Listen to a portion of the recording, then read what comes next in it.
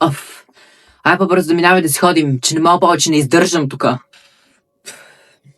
Ти пише, влизаш ли в историята, ма? Ма да, тя нали после ще звъни на майка и паш ми надут главата вкъщи. И тая класната и тя пак. Аман.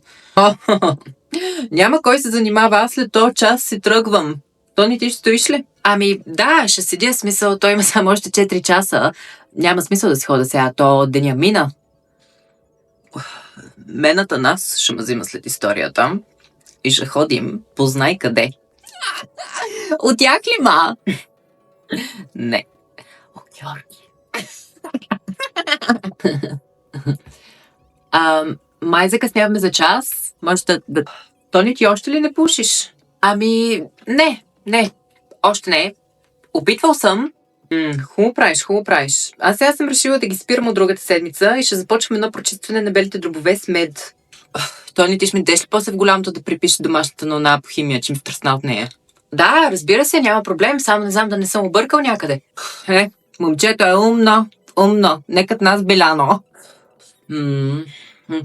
Здравейте, госпожо! Дай сега само да допушим и влизаме. Пачавра. Гледай, той е дебелта от бъклас, как се облякла пак. Здрасти! Часа започна преди 1 минута. Може да влизаме?